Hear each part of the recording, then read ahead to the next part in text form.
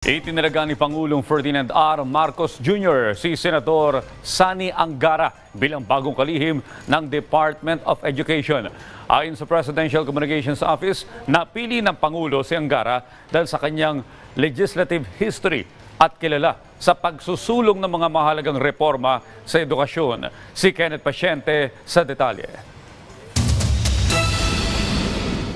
3 linggo bago maging ganap na epektibo sa July 19 ang pagbibitiw ni Vice President Sara Duterte bilang kalihim ng edukasyon, itinalaga na ni Pangulong Ferdinand R. Marcos Jr. si Senator Juan Edgardo Sani Angara bilang bagong DepEd Chief.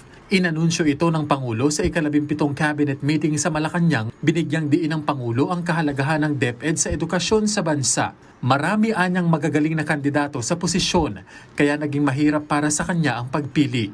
Ayon sa Presidential Communications Office, si Angara ang napiling susunod na pinuno ng DepEd dahil na rin sa kanyang legislative history, kung saan isinulong nito ang ilang mahalagang educational reforms mula nang pumasok sa Senado noong 2013. Kabilang sa isinulong nito sa Senado ang Universal Access to Quality Tertiary Education, gayon din ang Enhanced Basic Education Act of 2013 o ang K-12 program.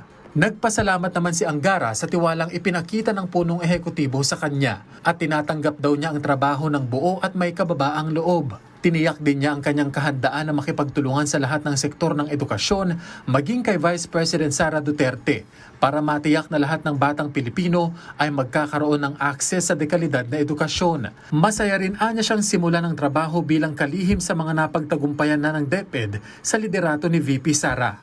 Binigyang diin naman ng senador ang kahalagahan ng sama-samang pagtutulungan para tugunan ng mga hamon sa edukasyon at mapagtagumpayan ng mga ito.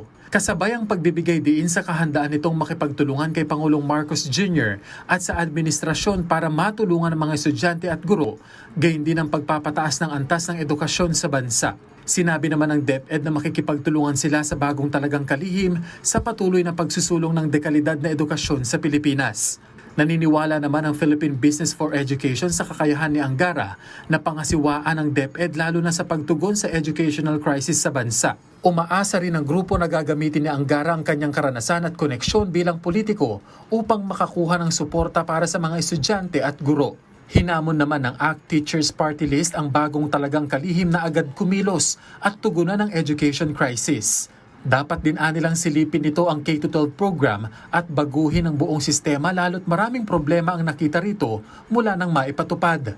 Umaasa naman ang Teachers Dignity Coalition na magiging bukas at tututukan ng bagong DepEd Chief ang matagal ng mga hinaing ng guro. Inaalam yung kalagayan ng kanyang mga nasasakupan ng mga bata at mga teachers na sa ibaba at inuuna yung kapakanan ng ating mga guro at ng ating mga bata. Habang si House Speaker Martin Romualdez, kumpiyansa na magagampanan ni Angara ang kanyang tungkulin.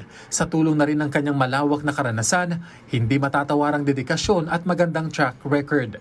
Inilatag naman ni House Committee on Basic Education and Culture Chair Roman Romulo ang mga naisip niyang dapat tutukan ni Angara upang maiangat pa ang antas ng edukasyon sa bansa. I guess pag-implement nitong matatag curriculum, because the matatag is to reduce the number of subjects and competencies, and it is to address yung functional literacy, basic functional literacy, reading, math.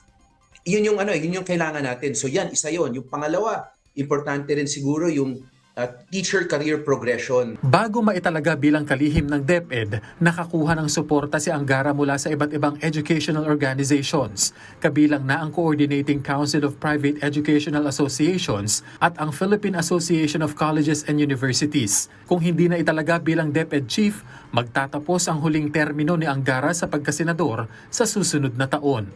Kenneth Pasyente, para sa Pambansang TV, sa Bagong Pilipinas.